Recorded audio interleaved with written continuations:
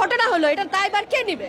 এই জায়গায় তো এটা করারই কথা ছিল না। এই স্কুলটা করা হয়েছে, কলেজটা করা হয়েছে, আমাদের এক্স প্রাইম মিনিস্টার এটা বাধা দিয়েছিল যেখানে স্কুল করা যাবে না। এখানে স্কুল করলে হচ্ছে আমাদের যে কমার্শিয়াল রুটটা এটার মধ্যে বাধাপ্রাপ্ত হবে। আমি ছোটকাল থেকে মাইলস্টোনে পড়ে আসছি। হ্যাঁ, মাইলস্টোনের সম্পর্কে মানে আমার আন্তরিক ভালোবাসা, আমার টিচারদের প্রতি আমার অনেক ভালোবাসা, কারণ তারা আমাদেরকে বড় করছে। বাট দ্য থিং ইজ, যখন এই জায়গায় এই স্কুলটা করা হয়েছে, কলেজটা করা হয়েছে, আমাদের এক্স প্রাইম মিনিস্টার এটা বাধা দিয়েছিল যেখানে স্কুল করা যাবে না। এখানে স্কুল করলে হচ্ছে আমাদের যে কমার্শিয়াল রুটটা এটার মধ্যে বাধাপ্রাপ্ত হবে। সো আমরা এখানে আপনাকে অ্যাকোয়ার করে জমি নিয়ে নিব, এখানে আমরা র্যাবের বেস করব।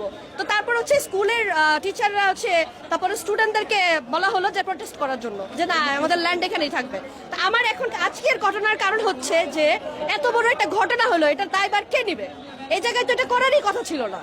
আজকে যদি একটা বিল্ডিং এ পড়তো, হয়তো বা কয়েকজন মুরব্বী মারা যেত কিংবা বয়স্ক মানুষ মারা, এত লাখ মানে এত ছোট ছোট বাচ্চাগুলো যে আজকে মারা গেছে, এগুলো কি মাইনে নেওয়া যায়? আমার কাছে আমার একটাই অনুরোধ থাকবে, আপনারা এটা নিয়ে একটু বিশ্লেষণ করবেন আর একটু নজর